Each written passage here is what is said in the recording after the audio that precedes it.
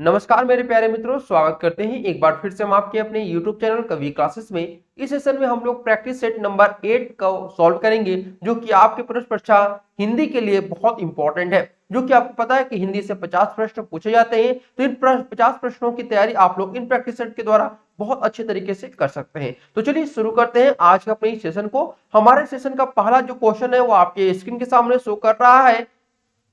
प्रश्न नंबर 1 दिया है, खड़ी बोली हिंदी का अन्य सही नाम आपको बताना है, क्या होगा।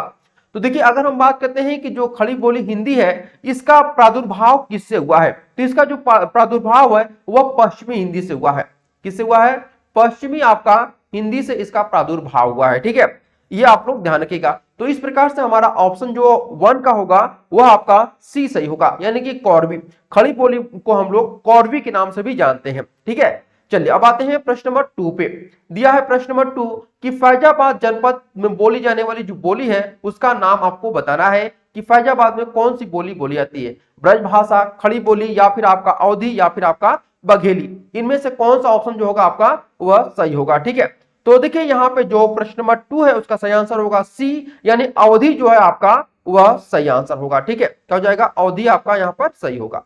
इसी प्रकार से प्रश्न नंबर 3 पे आते हैं। दिया है, कन्नौजी बोली किस जनपद में बोली जाती है? मथुरा में, देहरादून में, मेरठ में, या फिर आपका हरदोई में। तो प्रश्न नंबर 3 का जो सही आंसर होगा वह डी होगा कि हरदोई में आपका कन्नौजी बोली जाती है। ठीक है, चलिए अब आते हैं प्रश्न नंबर आपका 4। देखिए प्रश्न नंबर 4 कह रहा है कि अधोलिखित में से कौन सी बोली उत्तर प्रदेश की नहीं है? भोजपुरी, ब्रज, बघेली, या फिर आपका अवधी।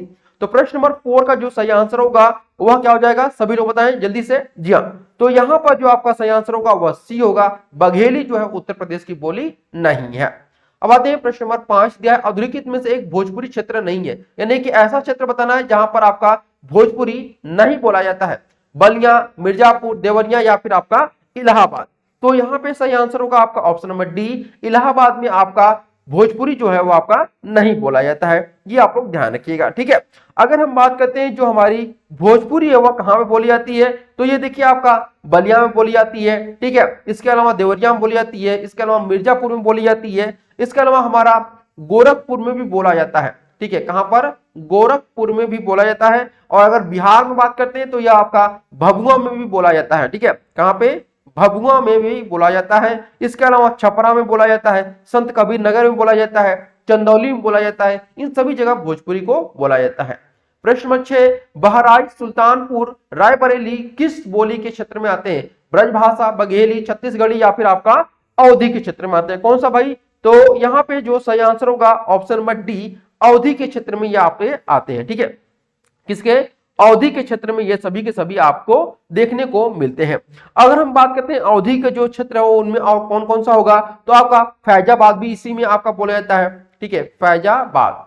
इसके अलावा अगर हम बात करते हैं तो आपका बाराबंकी भी इसी क्षेत्र में आता है, बाराबंकी, जहां पर आपका अवधि बोली जाती है। ठीक है, अब आते हैं प्रश्न नंबर हम लोग 7। देखिए प्रश्न नंबर 7 बोल रहा है आप लोगों से यहाँ पर कि ए के उच्चारण में और की सहायता ली जाती है, यानी ए का उच्चारण जब हम लोग करते हैं तो उसमें किसकी सहायता ली जाती है ये आपको बताना है। तो देखिए इसमें जो हम सहायता लेते हैं वो हमारे कंठ और तालु का सहायता लेते हैं। ठीक है, प्रश्न नंबर 8 दिया हुआ है, च वर्ग ध्वनियां किस वर्ग में आती हैं? देखिए च वर्ग जो भी ध्वनि रहेंगी वह सभी के सभी जो ध्वनि आपको देखने को मिलती है च वर्ग में, वह आपके किस में आएंगे भाई? तालु में आएंगे, यानी कि तालब में। ऑप्शन नंबर डी सही होगा। च वर्ग चाहे आपका च हो, छ हो, ज हो, या फिर झ हो, ये सभी के सभी आपके तालब की श्रेणी में हम लोग इसको रखते हैं। ठीक है, चलिए अब आते हैं प्रश्न नंबर आपका 9। दिया है कि वर्णमाला में वर्णमाला का कौन सा अक्षर पुल्लिंग नहीं है? अ, प, च, ट, ज, आ, या फिर छोटी बड़ी।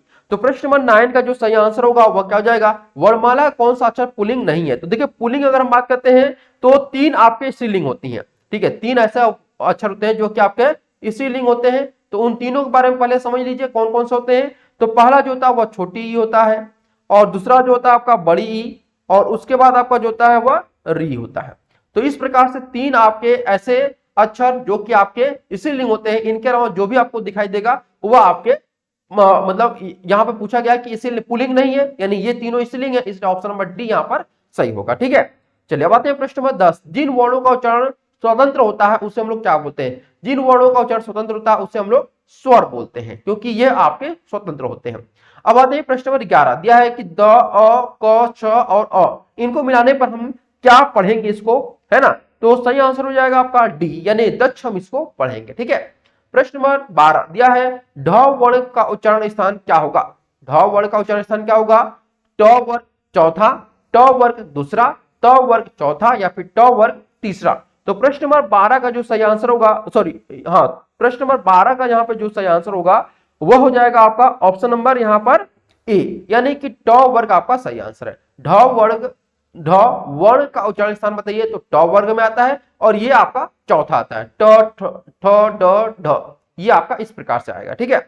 चलिए अब आते हैं हम लोग अगले प्रश्न की तरफ। प्रश्न नंबर आपका दिया हुआ है यहाँ पर, देखिए प्रश्न नंबर 13 बोल रहा है कि चारपाई शब्द है अर्थ तत्व ऋण योग ऋण या फिर आपका यौगिक। तो सही आंसर हो जाएगा आपका चारपाई जो है वह आपका है यहाँ पर योग ऋण है, ठीक है। क्या है आपका योग ऋण, क्योंकि योग ऋण का क्या होता है कि यह किसी अन्य चीज को डिनोट करता है, क्या करता है, किसी अन्य चीज के बारे में यह आपको बता रहा है, ठीक है। चलिए अब आते हैं अगले प्रश्न की तरफ। प्रश्न नंबर आपका 14 दिया है लीची किस भाषा का शब्द है। लीची किस भाषा का शब्द है, उर्दू, हिंदी, चीनी या फिर आपका संस्कृत।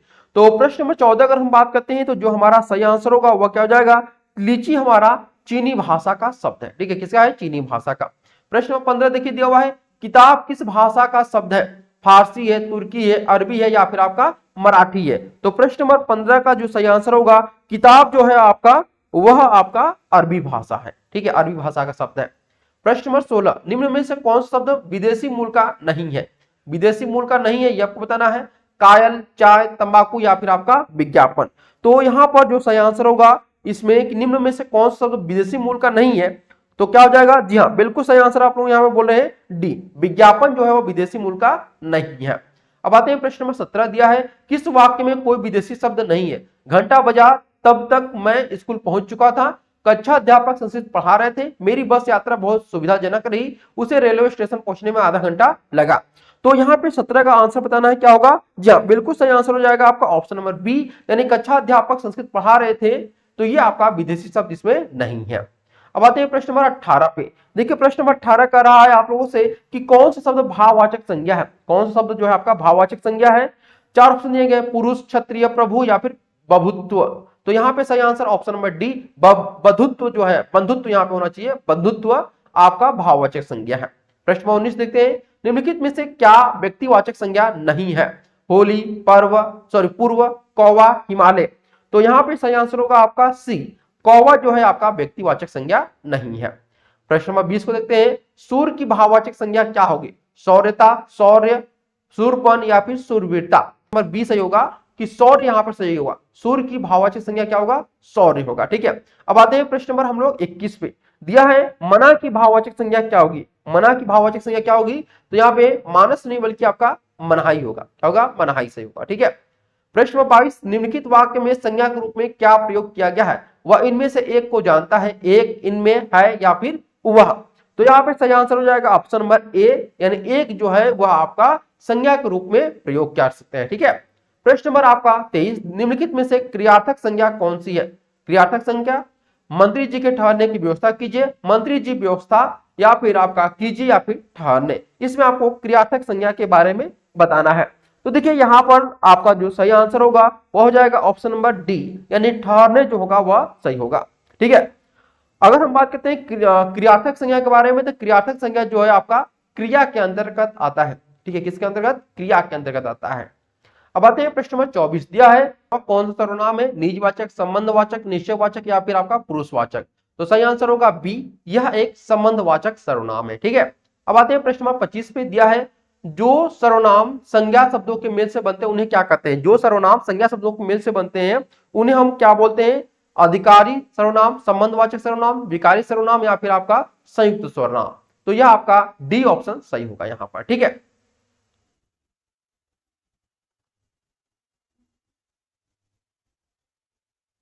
आज हम बात करने वाले हैं यूपी बीएड प्रवेश परीक्षा 2023 की बेस्ट बुक के बारे में। इस बुक में आप लोगों को सारे स्टडी मटेरियल आप लोग को मिल जाएंगे जो आप लोग के एग्जामिनेशन के लिए बहुत ज़रूरी है। यहाँ पे आप लोग देख सकते हैं कि आपका कला वर्ग का सभी आपका है, चाहे वो आप सामान्य ज्ञान हो, हिंदी हो, सामान्य अभिरुचि या फिर आपका जो सब्जेक्ट ग्रुप है। ये आपका फुल स्टडी गाइड बुक है जिसमें आप लोग 27 सबसे ज़्यादा प्रश्न मिलेंगे, साथ ही आपको 6 सॉल्व्ड पेपर भी मिलेंगे आप लोगों को। यहाँ पे आप लोग देख सकते हैं कि सब सब कुछ यहाँ पे आप लोग के इस बुक में मिल जाएँगे। आपको बार-बार सिलेबस देखने की ज़रूरत नहीं पड़ेगी। इस बुक में आप लोग को सब कुछ दिया गया है और साथ ही साथ आप लोग को टॉपिक वाइज़ यहाँ पर स्टडी मटेरियल भी प्रोवाइड कराया जा रहा है। तो यहाँ पर आप लोग सारी चीज़ें मैं आप लोग को एक बार दिखा रहा हूँ ताकि आप लोग समझ सकें कि किस प्रकार का बुक आप लोग के लिए सर्वश्रेष्ठ साबित हो सकता है।